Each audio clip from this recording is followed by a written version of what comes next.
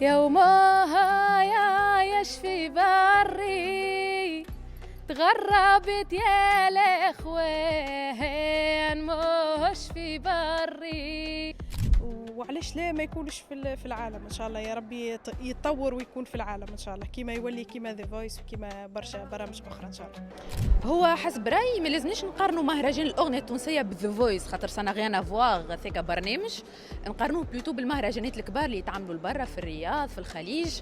اي نجموا نتقارنوا بالطبيعه، علاش؟ على خاطر عندنا كفاءات كبيره كسوا من الفرقه الوطنيه للموسيقى تبارك الله عليهم فردا فردا، وكسوا بالمواهب زاده اللي مشاركين. توا سمعت الحقيقه اول نهار نيفو، انا خفت على روحي الحقيقه، بعد غدوه ان شاء الله نتعدى النيفو طالع، دونك بالطبيعه نجموا نقارنوا بهم ونجموا نعملوا خير منهم زاده. الحقيقه اي ينافس على خاطر سورتو الاغنيه تونسيه، معناها اللي الاغنيات الكل هنايا تلحين وتوزيع وكل شيء اكيب تونسيه، مؤدين توانسه، دوك الحقيقه اي تجمع هكا لي زيكيب، تجمع المؤدين الملحنين الشاعرين وتخرج معناها اغنيات كيما اللي سمعتوهم اليوم ومازالوا باش يتسمعوا اغنيات اخرين. دوك اي الحقيقه تنافس معناها المهرجانات العالميه العربيه معناها. وهل تخمم أميمة نهار تنجم تشارك في المسابقات هذه ولا؟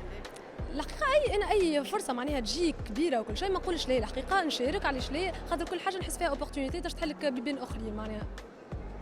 غنينا شويه من الغنايه اللي غنيتها انا اليوم. انتم بس عجبتكم نتسأل ولا لا؟ خليه الجمهور.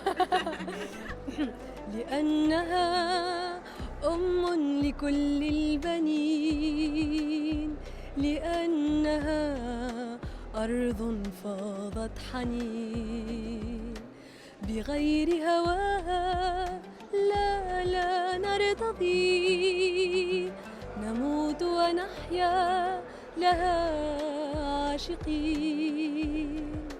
هو بالنسبة لي كل مهرجان وعنده قيمته في بلاده وفي العالم طبعا، لكن احنا هو ديجا مكتوب مهرجان الأغنية التونسية، فعنده اسم كبير في تونس، وعلاش لا ما يكونش في العالم ان شاء الله، يا ربي يتطور ويكون في العالم ان شاء الله كيما يولي كيما ذا فويس وكيما برشا برامج اخرى ان شاء الله.